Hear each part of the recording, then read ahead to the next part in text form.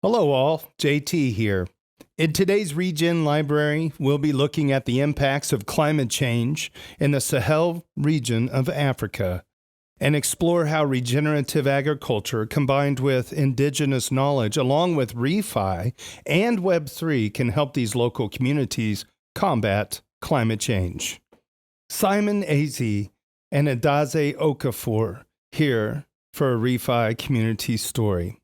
Simon is an entrepreneur, a climate researcher, and ReFi DAO content contributor, and he's also co-founder of Ubi. Adaeze is a soil scientist and ReFi by South ambassador in Nigeria.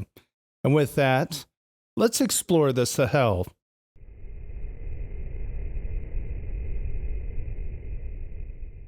Smallholder farmers produce 1/3 of the world's food, helping to feed the planet's 8 billion people. Across developing countries, rural economies account for a significant share of natural capital, employment, and output, but are widely characterized by severe work deficits and poverty, hosting nearly 80% of the world's poor. The Sahel region, which stretches 5,410 kilometers from west to East Africa, from the Atlantic Ocean all the way to the Red Sea, is one of the most promising in the world. However, this territory is characterized by persistent poverty, fragile ecosystems, and a changing climate, with temperatures projected to be 1.5 times higher than the global average. Sahelian countries are being pushed beyond their abilities to adapt. Regenerative finance, also known as ReFi, aims to create financial systems that support sustainable economic growth and environmental stewardship, has the potential to play a critical role in addressing climate adaptation and food justice in the Sahel region. ReFi is crypto's answer to sustainable initiatives. As the need to address climate change grows, so does interest in the ReFi projects, especially in Africa. The invisible enemy to all of this is climate change. Millions of smallholder farmers in the Sahel region rely on rain-fed agriculture for a living. However, the region is prone to frequent droughts, desertification, and other environmental challenges, making it difficult for farmers to produce enough food to meet the needs of the growing population. Crop failures, livestock losses, and reduced access to water are all effects of climate change, consequently leading to food crises, migration, and widespread terrorism in the region. According to the Food and Agriculture Organization, the percentage of irrigated farming in the Sahel region is relatively low. It is estimated that only 1.4% of the total agricultural land in the region are irrigated, compared to the global average of around 20%. The low percentage of irrigated farming is due to several factors, including the high cost of irrigation infrastructure, water scarcity, and limited access to financing for smallholder farmers. Poor access to agriculture financing has left lots of smallholder farmers unbanked and out of the farming business, consequently increasing agricultural infrastructure and food deficit. However, ongoing efforts to increase irrigated agriculture use in the region, including large-scale projects like the Great Green Wall, otherwise known as the GGW, are aimed at promoting sustainable land management practices and expanding irrigated agriculture to improve agricultural productivity and food security in the Sahel. By 2030, the Great Green Wall Initiative hopes to have restored 100 million hectares of degraded land. That's over 350,000 square miles. Other goals will be to sequester 250 million tons of carbon and create 10 million green jobs. According to a report by the African Development Bank, the total cost of adapting to climate change in the continent is estimated to be between 20 billion US and 30 billion US per year. However, the actual amount of finance currently being provided for climate change adaptation and mitigation initiatives in the region is far below this estimate. To end poverty and meet the nutritional needs of a growing global population in the Sahel region, we must promote agricultural investments and develop rural economies. This is acknowledged in the Sustainable Development Goals, or the SDG, of the 2030 Agenda, which aim to accelerate the rural economy and ensure sustainable consumption and production. The global regenerative agriculture market size is expected to reach 23.84 billion USD by 2030. With ReFi, we can align people, technology, and financial incentives with the principles of sustainability and regeneration. ReFi can help address the climate finance deficit in the Sahel region by promoting sustainable agriculture practices.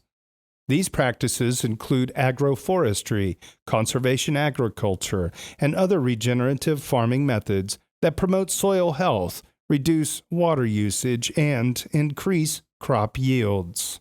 To bridge the financial gaps and accelerate investments in agriculture and real-world assets, emerging startups like Landex are launching a digital currency backed by real-world agricultural commodities, corn, rice, wheat, and soybeans, called XUSD stablecoin. Boundless Pay is creating an offline payment solution using SMS verification for the unbanked population in an effort to enhance financial inclusion. Boundless Pay targets offline users in blockchain, and in the future, rollouts will include an offline system where users can receive withdrawal codes using SMS and email. By 2050, the population of countries in the Sahel region is expected to increase dramatically. Niger is expected to grow from 25 million to more than 65 million. Burkina Faso from 21.6 million to 43.4 million.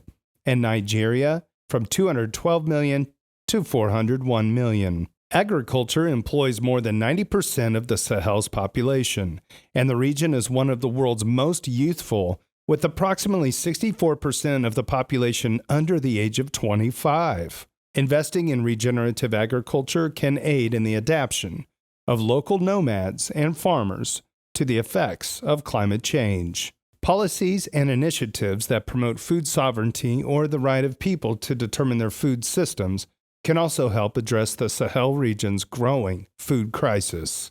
Supporting bioregional governance, establishing a network of local nodes, and encouraging the use of indigenous seeds are examples of initiatives with potential to help regenerate and promote food sovereignty in the region.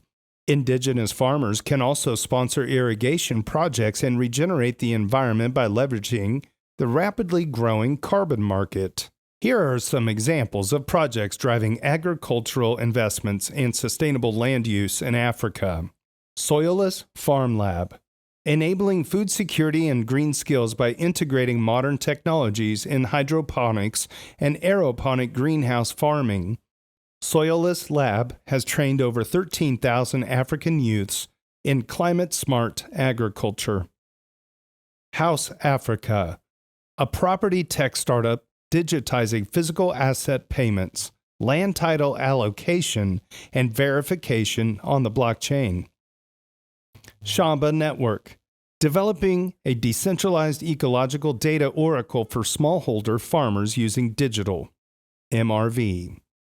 Agro Exchange, building a satellite data system to monitor crop health and provide early warning information to smallholder farmers.